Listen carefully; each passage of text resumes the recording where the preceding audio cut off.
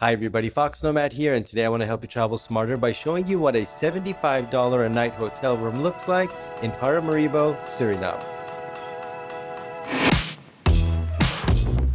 You see, the thing about a lot of booking sites, especially booking.com or other hotel sites, is when you go to the reviews, it's really hard to decipher them because you go through the reviews, you get one great review, 5 stars, and then one that's 3 paragraphs long that says, "It didn't work, I was attacked by bugs, everyone was terrible, they robbed everything out of my room," and it's all this crazy stuff, and then it goes back to great review, 5 stars, loved the hotel, had a great stay.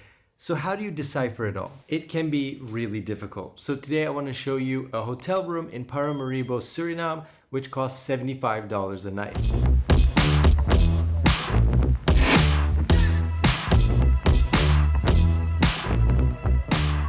And this is a country where there are a lot of hotel options and a lot of reviews, but not that many tourists. So when you go to the hotel options, you might be a little bit confused. What do they actually look like? Are the photos better? And then when you go through the reviews, you see some, like for this hotel, that have very specific complaints. But without a lot of options, I picked this hotel. It was in a central part of the town and it looked good enough. The reviews seemed good enough.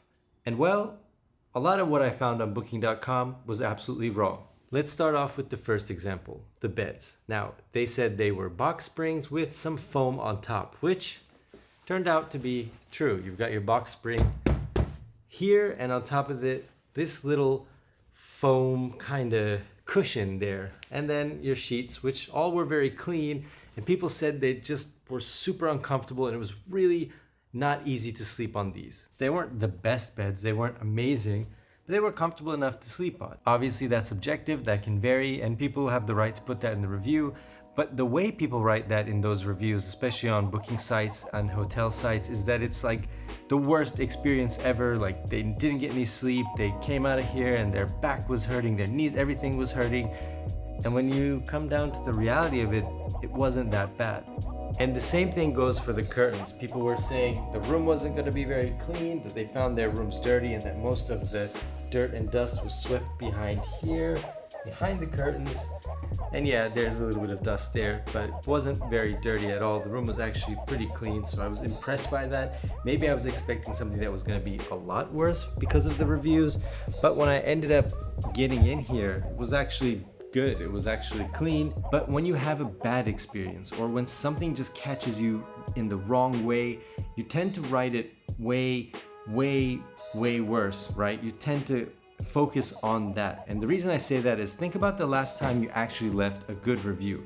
Like when you had a good experience at a hotel, or you had a good experience buying something online, or just a decent experience, right? Like it didn't have to be great. But then you have this experience, let's say a stay at a hotel, and it was good. Like nothing amazing. It wasn't like, you know, the most amazing experience, but it was good. And it was so good that you didn't think about it. And that's kind of what you want a hotel room to be. Unless you're staying somewhere for the hotel itself, in most places, it's just serving a function. And if it serves that function well, you're not going to think about it. It's like your car. In most cases, you drive it and don't really think about how the engine works, unless you're really into cars and that's something that you're focused on. But for most people, it just gets you from point A to point B. It's when something breaks down that you notice it and that you really focus in on it. So when they do have a decent experience, or an experience that was good or good enough, and you get that reminder, hey, would you review us? Hey, don't forget to review us. Hey, review us.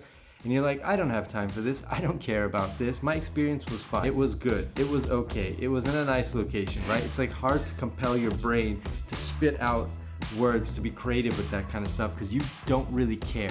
What does motivate us, what does motivate you, me, everyone who travels, all the consumers around the world, is when we have a negative experience. For example, when I was looking at the reviews of this hotel, one thing that came up constantly was there's no hot water. You know hot water, you're not going to get hot water, or it's going to take forever for the hot water to get flowing. So when I was gonna take a shower after getting here, after a long night and a lot of travel, I was worried, oh boy, there's gonna be no hot water. It's gonna be a disaster. I'm gonna be all stinky and smelly for my entire trip here. And then I turned the water on, and within about 10 seconds the water was hot, like really, really hot. All of those reviews probably weren't people lying. I don't believe that. What happened was people get here, they want their hot water. Now, maybe there was something going on with the entire building, or maybe it was some other room, but I think somebody had this experience where they couldn't get hot water and that pissed them off. They were probably like me. They were tired, they were hungry, they had gotten here after a long trip, and they turned the shower on and the water just wouldn't get hot. And of course, when you're upset, those things stick out in your mind and you go, ah, man, I'm so annoyed. You go downstairs to the lobby, you complain. If something is wrong, it's gonna take them a while to fix it, and you didn't get your shower that night, and now you are stinky, tired, and really, really, really pissed off. So what do? You do what anybody in the modern world does when you wanna get revenge. You go on the internet and you leave a very, very, very, very, very nasty review. A review so nasty, a review so angry that nobody will ever stay at that hotel again. That's what you want. You wanna get them in the money. You want to get them into business. That's why you write those bad reviews. And because you're emotionally invested and you want that payoff, you're going to write something that's detailed. You're going to write something that's angry. You want to convey how you feel. It's going to help you vent all of those things. But what that means for the next people trying to find a hotel in somewhere like Paramaribo for about $75 a night, you get this room, you get a table, you get your fridge, you get a clean room, you got hot water, you've got plenty of space, you've got 2 beds here, all of that stuff, it's gonna be really difficult to decipher. Even one bad review, because we remember the bad reviews, those stick out. There can be 1,000 good reviews on a booking site and one bad review right there, and that's the one you're going to remember. So hopefully a hotel review like this one will give you a first-hand look from someone who's actually stayed in the room, like me, and give you an idea of what you're getting for your $75 in Paramaribo. How clean is the room? Pretty clean. How friendly is the front desk staff? Pretty friendly and helpful. And of course, there's breakfast. We want to see what the breakfast buffet looks like. All right, so let's start out and say one thing that the reviews did get right. There is no elevator here, and you're gonna have to carry your luggage up a lot of stairs. There's 2 sets of stairs to get into the hotel, and then depending on what floor you are, you're gonna have to walk up with those. Finding elevators in Paramaribo in a hotel about this size, about this budget, is probably gonna be pretty uncommon, so it's not something you should expect. So if you stay at a place like this, make sure that you ask for the first floor if you're worried about walking up all those stairs.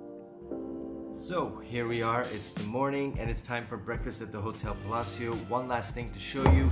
Nothing amazing, but there is a breakfast. They have omelets made to order, a couple of toasts, some cucumbers, some dragon fruit, just little things to start your day. But the reviews made it out to seem like the breakfast here was absolutely incredible, absolutely amazing. It's not the greatest, most amazing thing. It's nice to have a breakfast always, but you know, make sure that you kind of temper your expectations. Again, sometimes the reviews can be over what you might be expecting, and a lot of times though they're usually under what you're expecting. When it comes to the Wi-Fi is pretty stable, but I'm getting about 9 megabits down and about 4 megabits up. So it's not the fastest, it's not the strongest Wi-Fi connection. If you're doing any kind of heavy lifting, your video calls might be slightly choppy. So for emails, for kind of run-of-the-mill stuff, it's really good. But for things like doing video calls, it might be just a little bit sluggish. Oh, you're vlogging. Yeah.